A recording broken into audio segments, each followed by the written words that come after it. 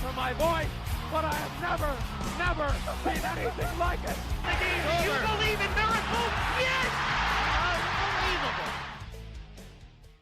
Welcome back to the show. It's the Tuesday after the Super Bowl, which means we got to hear the hot takes and the media machine for 24 hours, essentially. So now that we have the 24-hour, 36-hour-ish time period to really get into the storylines, I brought in Sam Ouhaj to kind of dissect the game a little bit further, and we talk about what the main storylines were coming out of the Super Bowl. Now, the media machine, the sports media conglomerates that are ESPN, Fox Sports, whatever, right? Wherever you get your news, Bleacher Report, wherever you get your news, and there's no disparity, there's no ill blood between us. I'm just telling you that you know, that I know, that you know, that there is clearly a narrative, there's clearly a bias, there's clearly storylines that they're trying to build up to make the product easier to sell.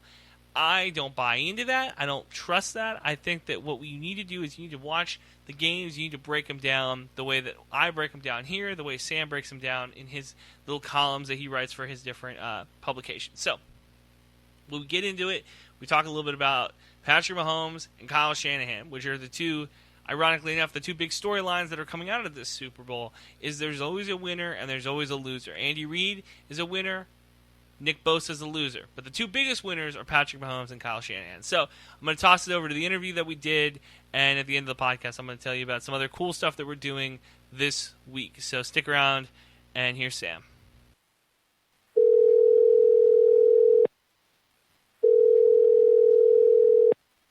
All right, on the show right now, we have Wonder Kid Sam Ouhaj. Sam, what'd you think of the Chiefs' Super Bowl victory over the San Francisco 49ers?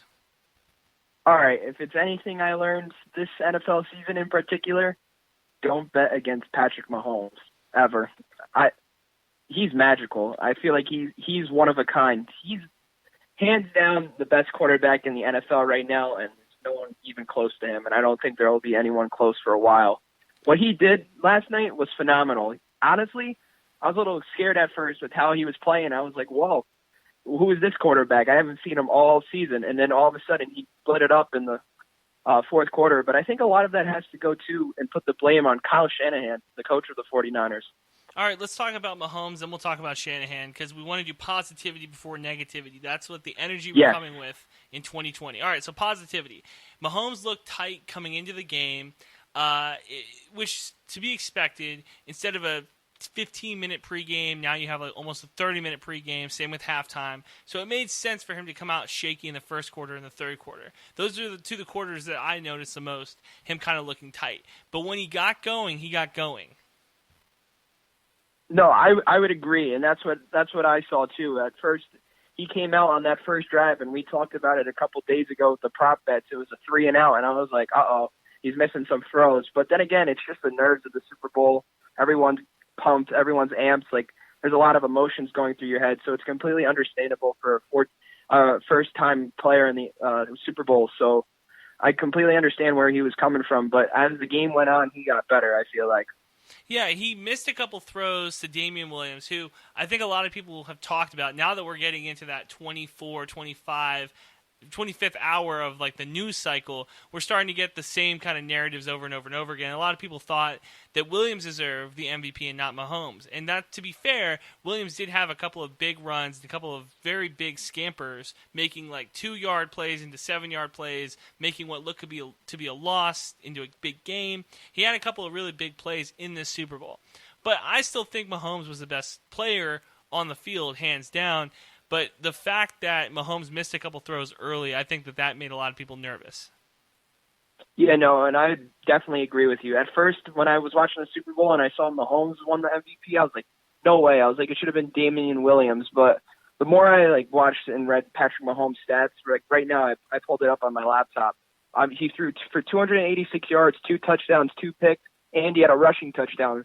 But he had 9 rushes for 29 yards. And even though 29 yards may not seem like a lot, I feel like when he had those rushes, it was for big plays and like it made a significant impact. So he was hands down the best player on the field last night, and I don't think there was anyone close to him. It kept a lot of drives alive. Now that we've had a chance to kind of, go over the Super Bowl a little bit. We can make these kind of bold predictions. And I've seen two that I really liked, and I want to bounce them off you. The first one is, and it's more of a negative one. The first one was, let's not anoint Patrick Mahomes just yet, because we saw Aaron Rodgers do this, win a Super Bowl very young, and then his entire career ahead of him, we thought he was going to be a multi-Super Bowl winning quarterback.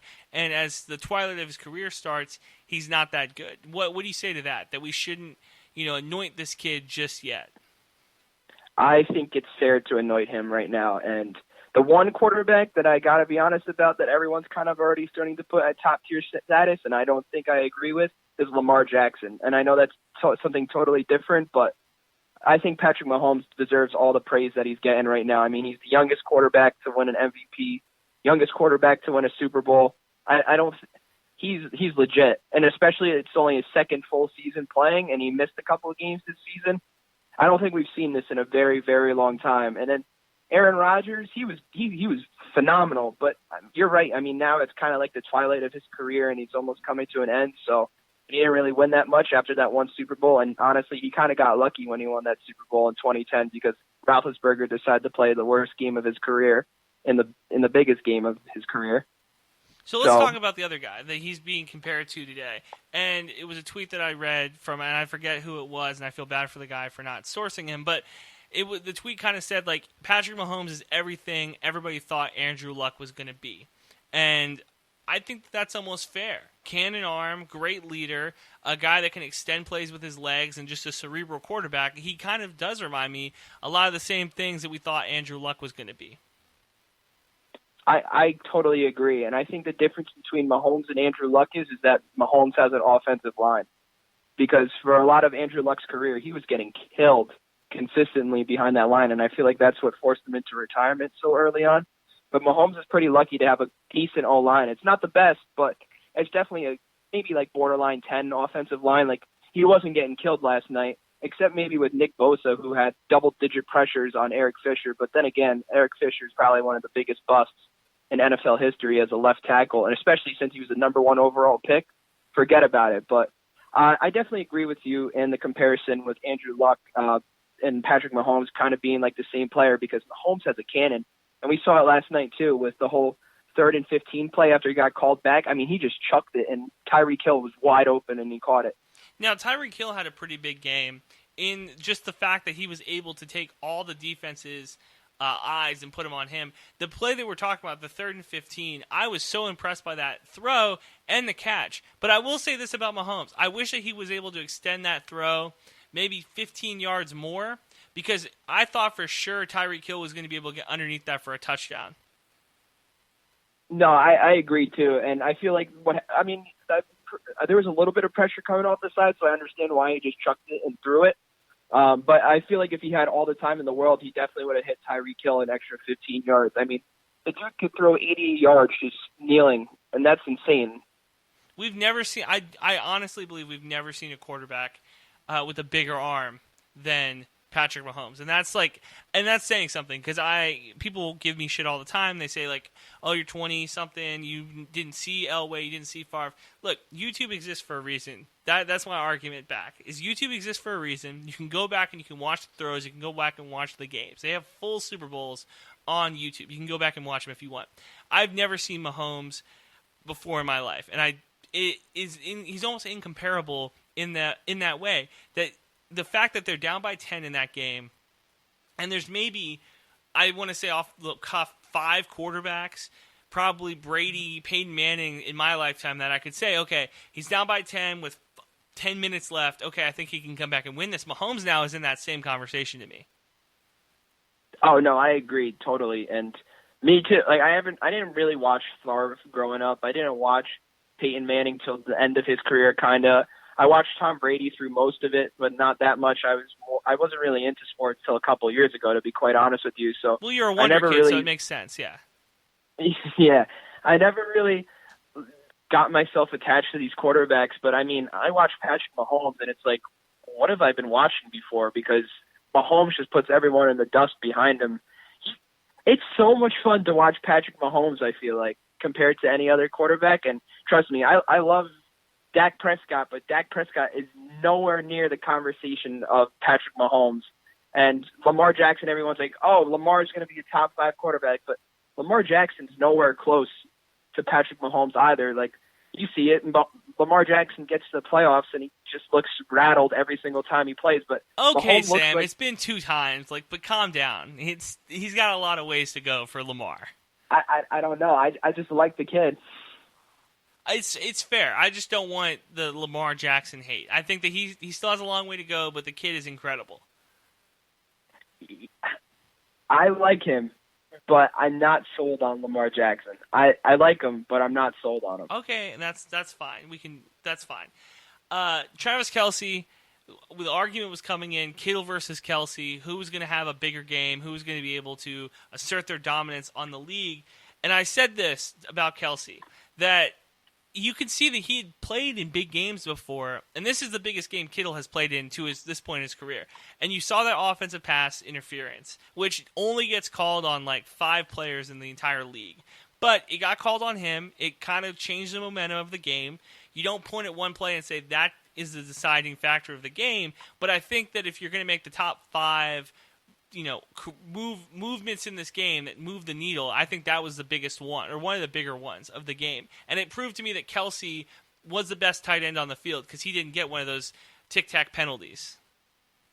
Oh, yeah, no. Travis Kelce was a lot better than George Kittle. I know that a couple days ago I was like, oh, George Kittle's my Super Bowl MVP pick. But honestly, after watching the game, just the things that Travis Kelce is able to do in that Kansas City Chiefs offense compared to the San Francisco 49ers, Kelce is 10 times better. And the thing, too, between Kittle and Kelce is Kittle just started doing this since last year, and Kelce's been doing it for at least 5 years now.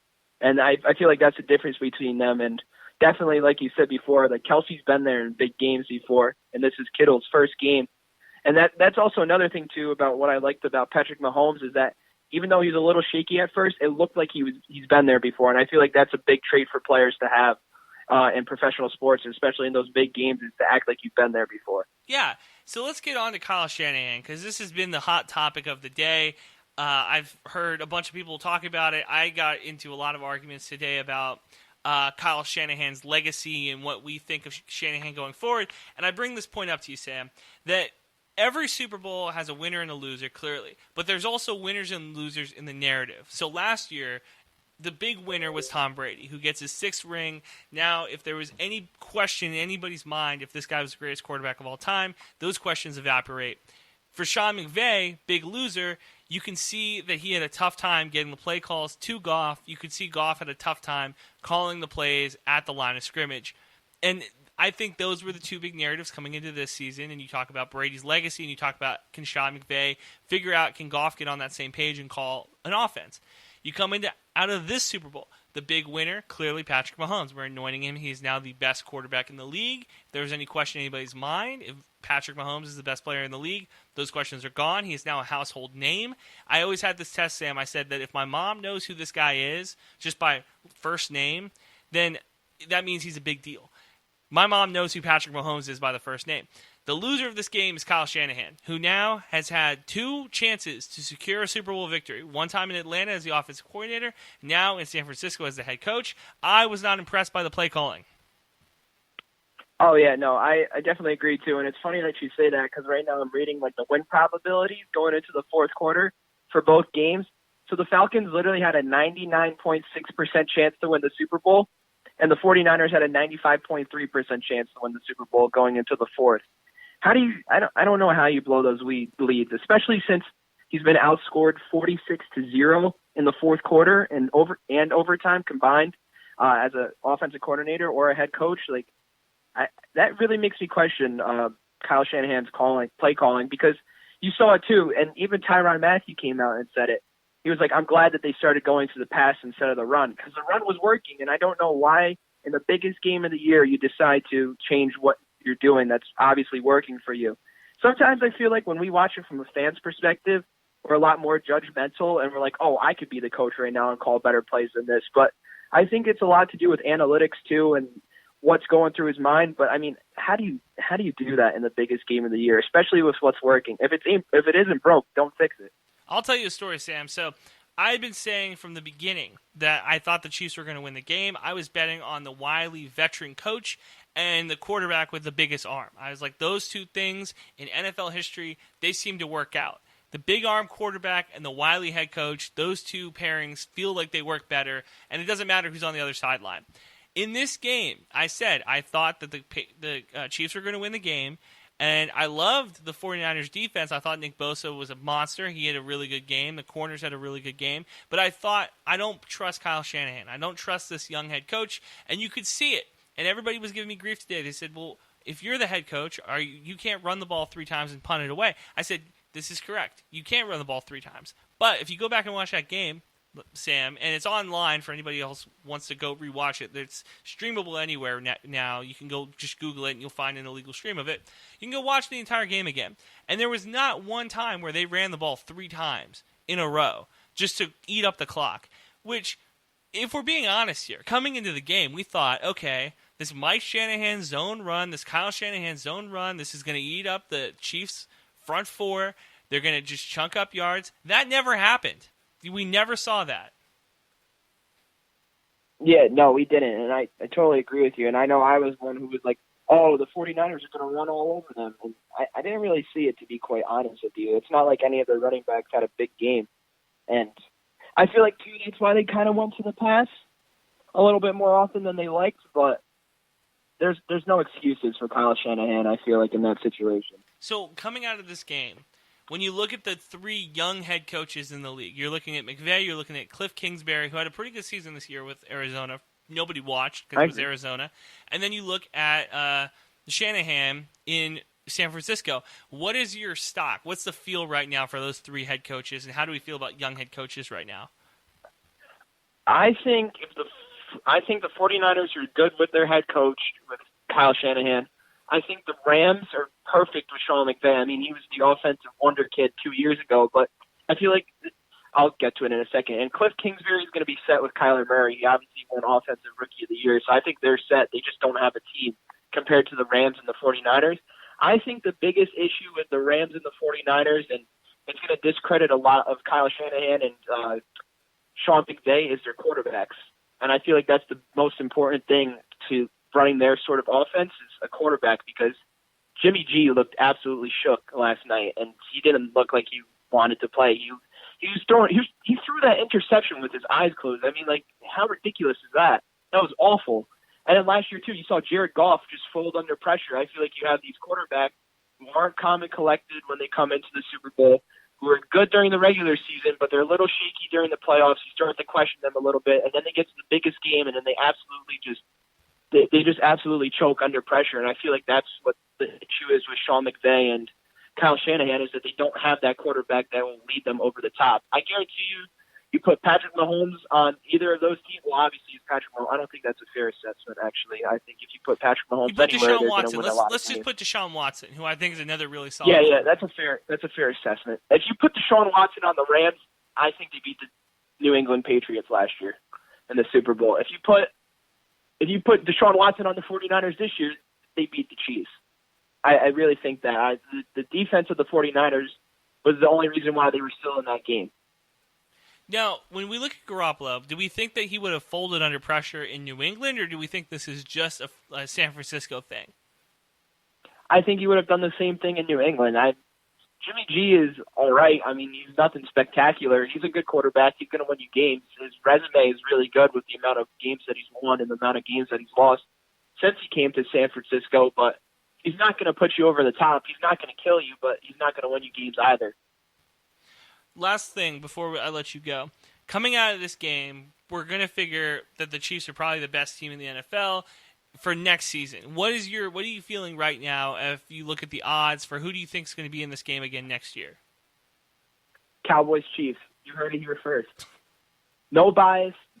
I think that the NFC is up for grabs this year again, like it was this season. I don't think the 49ers are going to make it back to the Super Bowl this year. The Saints have an aging Drew Brees.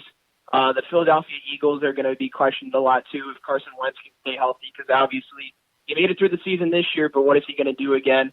The Giants suck. The Redskins suck. The Seattle Seahawks are good, but do you really trust Pete Carroll anymore and Russell Wilson? I trust Russell Wilson, but I don't trust Pete Carroll especially when they just decide to run the ball 36 times a game and make Russell, because that's the issue too with the Seahawks. I feel like I could go on a whole tangent about all this. The Packers were a fraud team this year at 13-3. They won a lot of close games.